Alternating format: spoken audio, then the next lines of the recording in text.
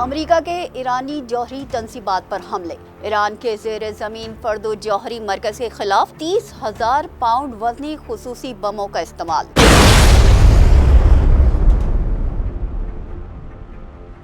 نتنز اور اصفہان جوہری تنصیبات کو بھی نشانہ بنایا گیا۔ امریکہ کا دعویٰ ہے کہ ایرانی جوہری تنصیبات کو مکمل طور پر تباہ کیا جا چکا ہے۔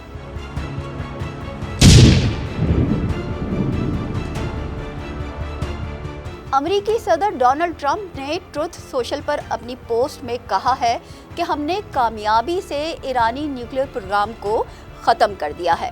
ان کا کہنا تھا کہ یہ تو صرف آغاز ہے، ایران کو مذاکرات کی میز پر آنا ہوگا ورنہ مزید حملے کیے جائیں گے۔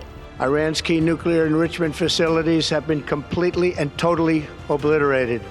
اسرائیلی وزیر اعظم نتن یاہو نے ایرانی جوہری تنصیبات پر امریکی حملے پر صدر ڈونلڈ ٹرمپ کا شکریہ ادا کرتے ہوئے کہا ہے کہ یہ ایک ایسا واقعہ ہے جو تاریخ کا رخ موڑ کر رکھ دے گا۔ Congratulations, President Trump.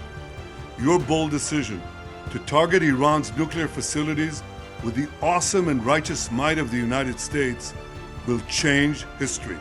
کیا واقعی ایرانی ایٹم بم کا خاتمہ ہو چکا ہے؟ کیا امریکی حملے کے بعد تینوں تنصیبات سے تابکاری کے ایسے شواہد ملے ہیں جس سے یقین ہو کہ ٹرمپ اپنے مقصد میں کامیاب رہا ہے؟ عالمی ایٹمی توانائی ایجنسی کے سربراہ رافیل گروسی نے تو ایسے کوئی شواہد نہیں بتائے، حالانکہ وہ ایران کے معاملے میں امریکہ کی بی ٹیم کا کردار ادا کر رہے ہیں۔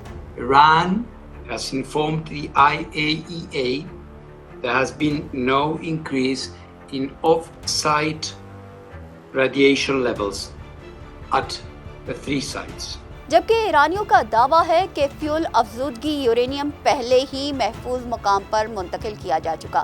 امریکہ نے یورینیم سے خالی تنصیبات کو نشانہ بنایا ہے، لیکن یہ بھی ایک سنگین جرم ہے۔ ایران اسرائیل جنگ میں امریکہ کی شمولیت پر ایرانی سپریم لیڈر آیت اللہ خامنہ ای نے کہا ہے کہ صہیونی دشمن کو سخت سزا بھگتنی پڑے گی۔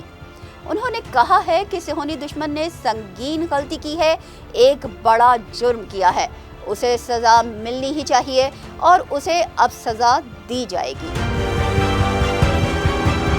چین اور روس نے ایران کی جوہری تنصیبات پر امریکی حملے کی شدید مذمت کرتے ہوئے اسے بین الاقوامی قوانین کی خلاف ورزی قرار دے دیا ہے اور سفارتی مذاکرات کا مطالبہ کیا ہے۔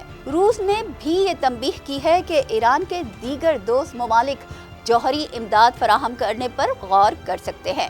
اقوام متحدہ کے سیکریٹری جنرل انتونیو گوتریس نے بڑے تشدد کے خطرے پر تشویش کا اظہار کیا اور تمام فریقوں سے ضبط و تحمل کے ساتھ سفارتکاری کا مطالبہ کیا۔ پاکستان نے امریکی حملے کو اقوام متحدہ کے چارٹر کی خلاف ورزی قرار دیتے ہوئے شدید مذمت کی ہے اور خطے میں کشیدگی کے حل کے لیے سفارتی کوششوں پر بھی زور دیا ہے، جبکہ سعودی عرب نے امریکہ کی جانب سے اسلامی جمہوریہ ایران پر جوہری تنصیبات کو نشانہ بنانے پر گہری تشویش کا اظہار کیا ہے۔ متحدہ عرب امارات، قطر، کویت اور عمان سمیت خلیجی ممالک نے امریکہ کو واضح پیغام دیا ہے کہ وہ ایران کے خلاف کسی بھی فوجی کارروائی میں اپنی فضائی حدود یا اڈے استعمال نہیں ہونے دیں گے۔ عراق کا کہنا ہے کہ ایران کی جوہری تنصیبات پر امریکی حملوں سے مشرق وسطیٰ میں امن اور استحکام کو خطرہ ہے۔